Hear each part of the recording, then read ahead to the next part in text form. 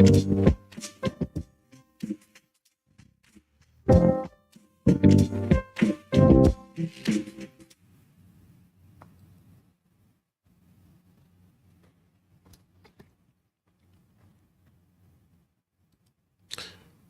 to another episode of Cutting Edge Health.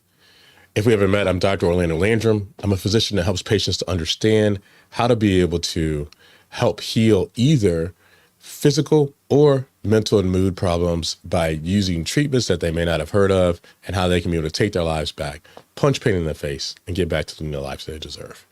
Today, we're talking about what are the 7 key questions for understanding if ketamine is a fit for you. So let's get right into it. The number one question is really what I get asked many times by most patients is what is the difference between ketamine using it in clinic versus ketamine on the street? And that's a pretty darn common question. I get it a lot, and I just want to make sure that I have been able to kind of answer questions in detail about it. So in clinic is completely different than being on the street. And one of the main reasons why is because in clinic, we source the medication from an actual pharmaceutical company, right? And in so doing, those companies are held to standards where there's a certain milligram dosage that is equated and is standardized across, that there has been removed of impurities, and that it doesn't have potentially at-risk elements for patients. How is that even consistently evaluated? Because ketamine is used as an anesthetic worldwide. So its use worldwide has promoted and prompted pharmaceutical companies to be very exact in how they're able to regulate what's going on. On the street, ketamine is more than likely mixed with other types of substances for a number of different reasons. But at the end of the day, the reason why they're looking to do that is because you're looking for more of a quote unquote experience or more of a quote unquote high, right? So those other mixtures actually increase the risk of potential overdose as well as other things that are associated with it. The other differences between an in-clinic ketamine utilization versus an on the street is that in clinic, 9 times out of 10, a clinic who's doing it and doing it right, they're doing this with not only support personnel that know how to be able to assess and treat a patient if there's a problem, they're also doing this under the watchful guise of how can we understand what's most likely to happen to a patient that could be concerning. And specifically what we want to do is evaluate blood pressure, we want to be able to evaluate heart rate, and we want to be able to evaluate levels of consciousness. So in so doing, there are different whether you have an EKG, a pulse oximeter, non-invasive blood pressure cuff that cycles on its own. Those are going to be some of the things that you're going to utilize in order to be able to say, what was this patient prior to them coming in? What are they during the actual treatment? And then what are they afterwards? And should we intervene using good judgment? Outside, obviously, those things traditionally are not going to be used. And so it basically makes the safety and the safety less safe and make the risk much higher. And then finally, what is the purpose that we're utilizing? So on the street, what we're looking for is that escape or that quote unquote trip. While in office, we're trying to be able to treat a certain condition. Normally, we're trying to use it for depression, PTSD, or pain is probably the top 3, but there are others that we'll talk about later.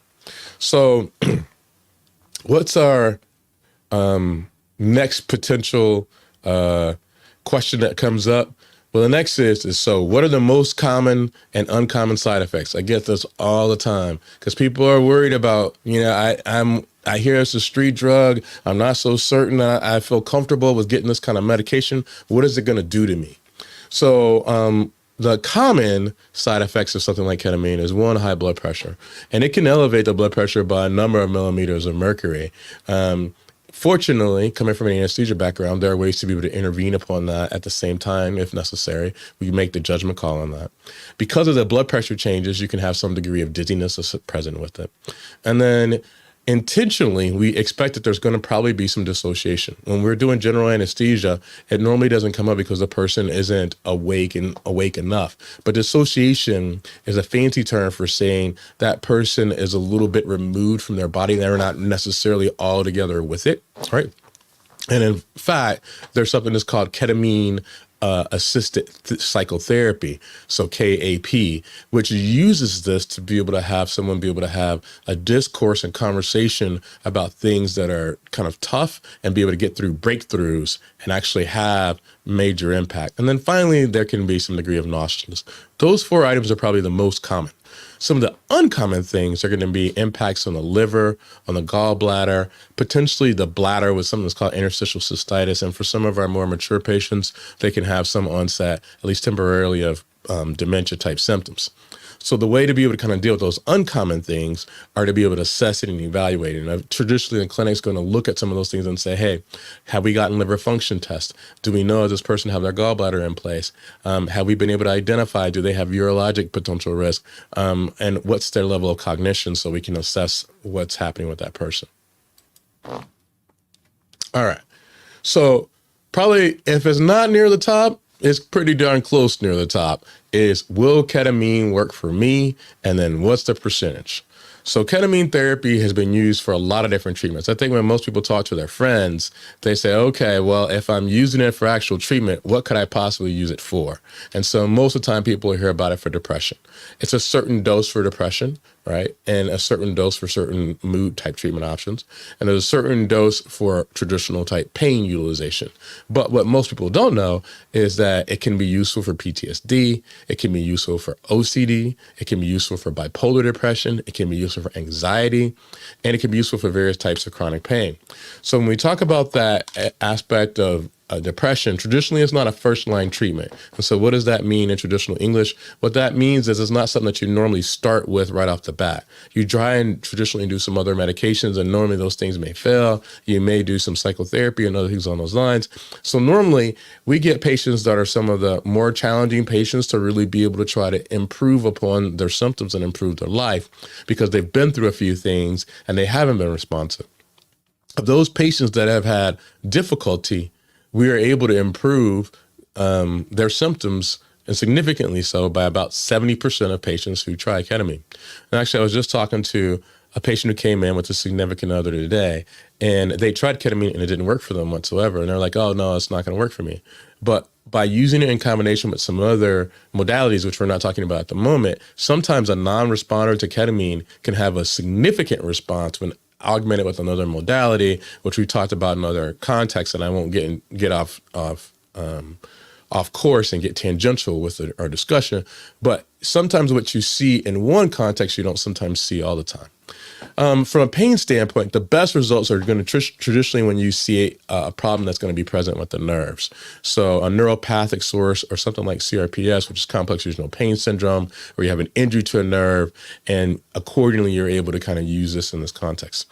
One of the things from a personal standpoint, without kind of going too far, is years ago during my fellowship, I was able to be privy to watching an attending doctor who did this in a really successful and intense fashion at a hospital for special surgery in New York, where we'd have patients that came in with crush injuries to limbs, where the limb was mangled and had mottled skin and was completely purple. And we would place that patient in an ICU type setting or step down unit and use super high doses of ketamine. And we were able to get a restoration not only of what the coloration and blood flow and perfusion, but also an abolishment of the pain.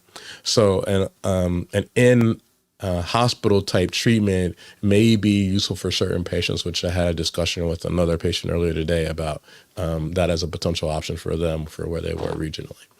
Okay, so question number 4, is ketamine addictive? Get this question also all the time. So because of its sort of background name and, people are like, oh, it has kind of this sort of stigma that's associated with it. Most people are really worried about this. So ketamine, again, is an anesthetic. It's not an opioid. And when we talked about this in other kind of talks, but the difference is like the same way as if you said, would someone become addicted to propofol or would they become addicted to thiopental? It's possible, but it doesn't have the same type of dynamic as what you have for like an illicit substance like an opioid traditionally would. So this chart sort of shows, and we've shown this in other talks, but shows different types of elements, treatments, chemicals, and what their likelihood of addiction. As you could probably guess, to the far right is some of the most addictive elements that are out there. So heroin, morphine, nicotine, cocaine, alcohol, and to some extent, almost even caffeine, have a higher addictive potential than what ketamine does. And so when you think about that in the context and you say, wow, ketamine versus the others, maybe it's not so bad.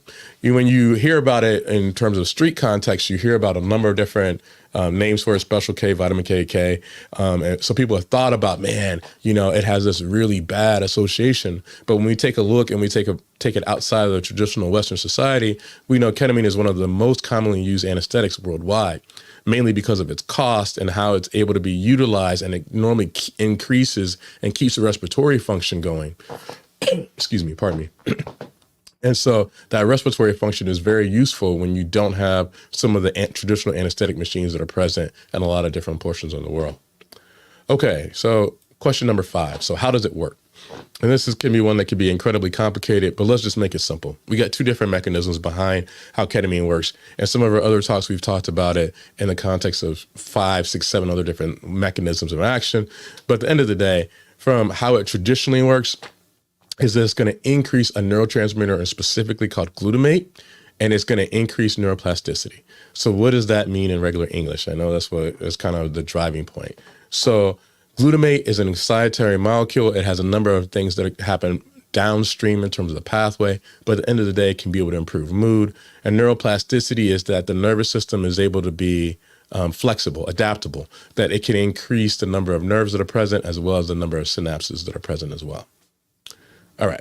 So next question is, how can it be administered? And this one is actually pretty interesting. So there's IV, there's oral, there's nasal, and there's intramuscular as some of the most common ways. So IV is probably the most common when you look at most clinics, as well as in most traditional general anesthetics that are performed. Oral is a way to be able to kind of maintain some degree of relief. Nasal, most commonly nowadays, is something that's called Spravato, which is an enantiomer. Check out our short video that's coming later that's going to talk about what is Spravato and such. But at the end of the day, it's a treatment using ketamine that's covered by insurance, that is not cash pay, obviously, that is a nasal administration, and then intramuscular, where you place ketamine underneath the skin and then it's able to be kind of depoted. So what most people ask me is, what's the recommendation for which should you have? And I think that it's variable depending upon the person and what's the condition that you're getting. And it doesn't necessarily mean that because you do one that you couldn't do other. We have a video talking about why you might consider the different choices, because there's an element of potency that's associated with it. But at the end of the day, there's different mechanisms of being able to administer it. And then finally, what do you do? So let's say this works. Do you stop the medications? If it's not working, do we start new medications? This is the basic baseline question I can tell you right off the bat, is don't change your medications while you're getting the course of the treatment. And the main reason why is because if you add something new, you won't know if it's the new medicine that's working, or if you stop a medicine and things don't go the way that we expect, you won't know, is it because ketamine wasn't effective or because the medication stopped? So keep things the same, run a traditional course, and then let's see how things go. So hopefully this video was something that was helpful for you on probably the top 7 questions of what you need to know if is it going to be a right fit for you. And hopefully it gave you options for you being able to figure out how to be able to punch pain in the face, whether it's physical or mental, and how to be able to get back to leading the life you deserve. If you like this video, give us a like. If you have questions about this video or comments, please add them in the chat. And if this is something that you'd like to see going forward in the future, please hit the subscribe button. Love to be able to kind of have you be privy to how we hopefully are able to present options for you to know what you can do and how you can be able to take control of your life to lead the life you deserve. Thank you so much and have a great day.